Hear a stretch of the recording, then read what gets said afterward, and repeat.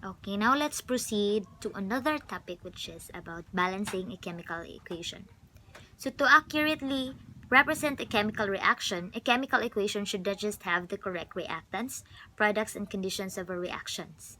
It should be balanced. Okay? Now, way back many years ago, we have here Anton Laurent de Lavoisier was one of the early chemists to perform quantitative analysis on different reactions.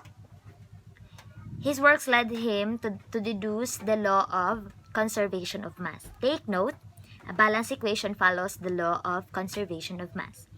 Recall that the law of conservation of mass states that in every chemical transformation, the amount of the reacting substances must be equal to the amount of the new substances produced. A more simple way of stating it is that the number of each type of atom in the reactant side is equal to that the atoms in the product side. This law is well represented in the balanced chemical reaction. For example, the chemical equation for the formation of a base in an acid from the hydrolysis of salt shown below is not balanced. So, for example, this equation is not balanced. Water and calcium carbonate that produces calcium hydroxide and carbonic acid. So as you can see, there are no coefficients. I mean the larger number before the chemical formula, in each of the chemical formula. So to balance it, the trial and error method or TAA method and other rules are employed to get the right coefficients of the substances.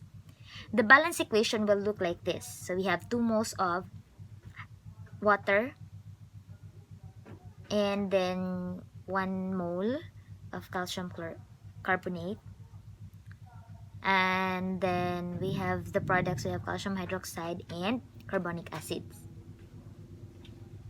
So we will know later how to balance this chemical equation. Another example, we have tarnish, a black stain you see in silver spoons, is produced when silver reacts with the sulfur present in the air producing silver sulfide. To balance the reaction, follow the steps below. So we have steps to follow. Step 1.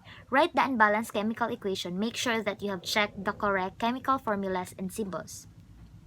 Take note you already know how to get the chemical formula. So I hope you can check it twice. Next step, by inspection, tabulate the number of atoms of each kind in the reactant and product sides. So we are going to list down all the elements present in the reactant side as well and in the product side, but they have the same elements present in the reactants and product side.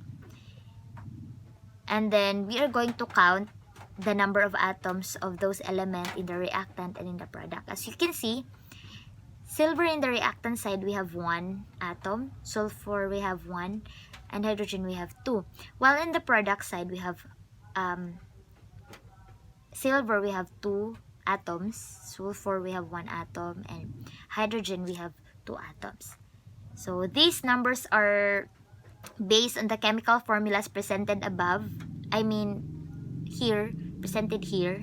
As you can see, may numero sa ubos sa mga litra. So those are the number of atoms.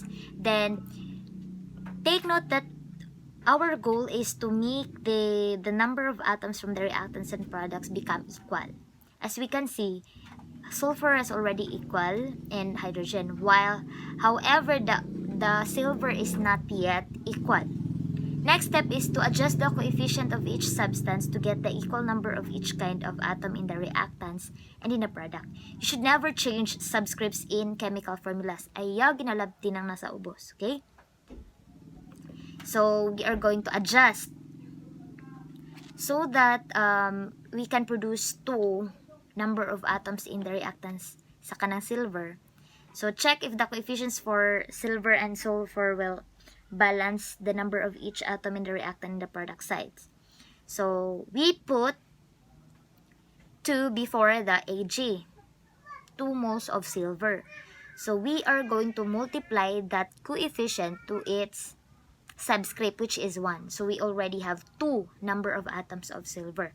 So as we can see, we already achieve the balanced chemical equation for this chemical reaction, which is the reaction of producing silver sulfide.